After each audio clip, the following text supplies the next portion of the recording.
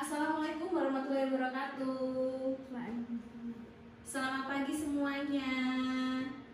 Ketemu lagi dengan saya Bu Linda di mata kuliah yang sama di minggu kedua, yaitu mata kuliah Ekonomi Internasional. Oke, masih pada segar semuanya? Ini pagi-pagi, kuliah pagi, kuliahnya ekonomi internasional lagi. Menarik. Ini kalian harus semangat, karena kalau kalian ngantuk, saya tanya nanti, nggak bisa saya cewer. Oke, sebelum masuk ke materi yang akan saya jelaskan hari ini, kalian harus mengetahui dulu hasil output yang akan kalian berikan itu apa sih? Itu ada di CPMK pertemuan yang kedua, yaitu mahasiswa mampu memahami berbagai alasan dan latar belakang dari ekonomi internasional dengan tepat. Oke, setelah itu, setelah kalian paham dengan CPMK, kalian akan tahu, setelah ini saya akan belajar tentang apa. Materi hari ini Bu Linda akan berbicara tentang apa. Itu kalian akan paham. Jadi ketika saya sebagai dosen pengampu ekonomi internasional mengupload RPS di dalam si Bejar, kalian harus baca. Jangan diapakan? Jangan dihempaskan. Kalau kata Mbak Vika, ya Mbak Vika. Oke, Mbak Vika sudah baca ya RPS-nya dan sudah paham berarti. Oke. Baik, sebelum saya masuk ke materi hari ini, saya sedikit mereview materi minggu lalu yang saya jelaskan. Baik, Isti, minggu lalu saya menjelaskan tentang apa? Oke, pintar. Berarti kalian minggu lalu itu mendengarkan saya. Berarti saya nggak sia-sia ngomong dari A sampai Z itu ternyata nyantol di otak kalian. Oke, saya senang kalau kayak gini tuh mahasiswa seperti ini saya senang.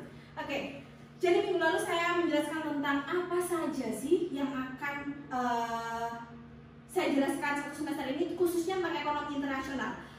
Yaitu ada satu bagian di dalam ekonomi internasional yang mana bagian ini memang akan kita bahas sampai satu semester ke belakang, yaitu adalah teori perdagangan internasional.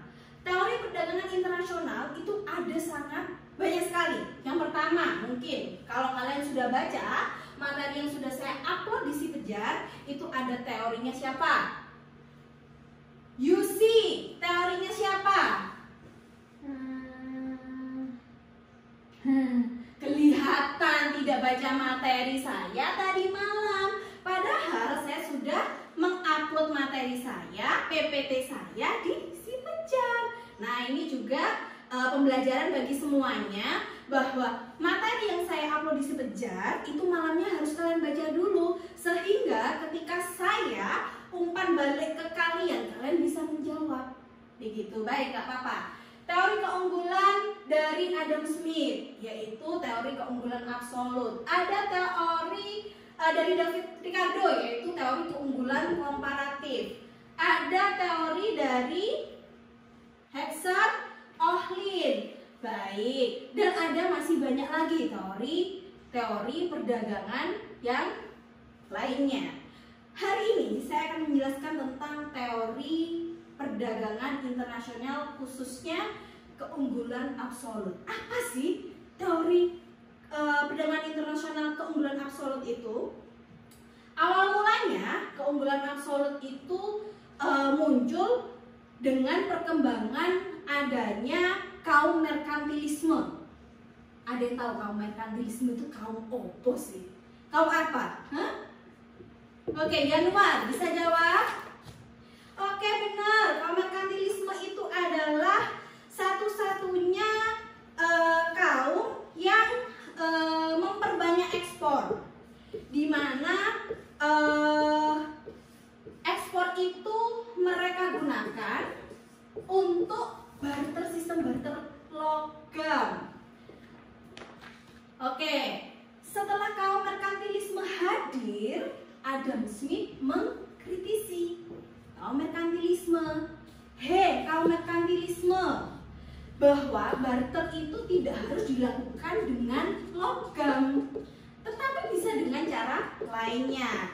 Oleh karena itu, Adam Smith ini adalah pelopor dari keunggulan absolut, teori perdagangan keunggulan absolut. Oke.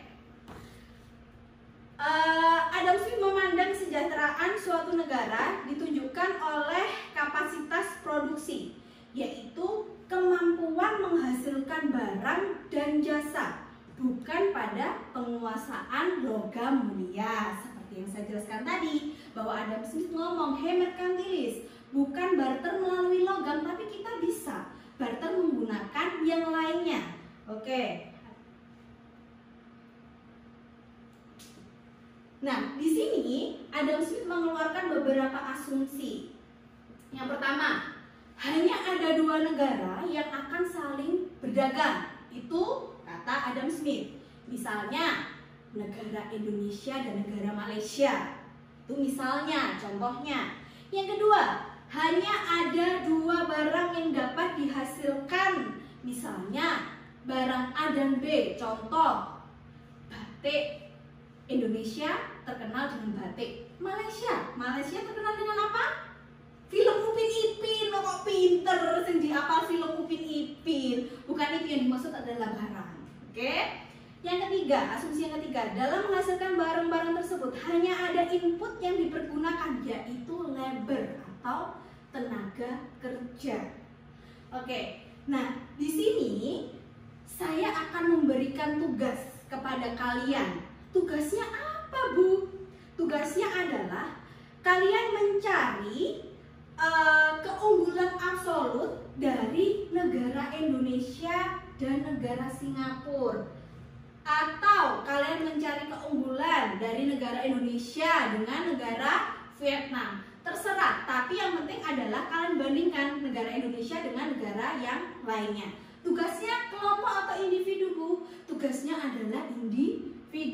Hasilnya kalian upload di si Pejar. Nanti ada deadline yang kalian bisa lihat di si Pejar kalian. Baik, ada pertanyaan untuk tugasnya?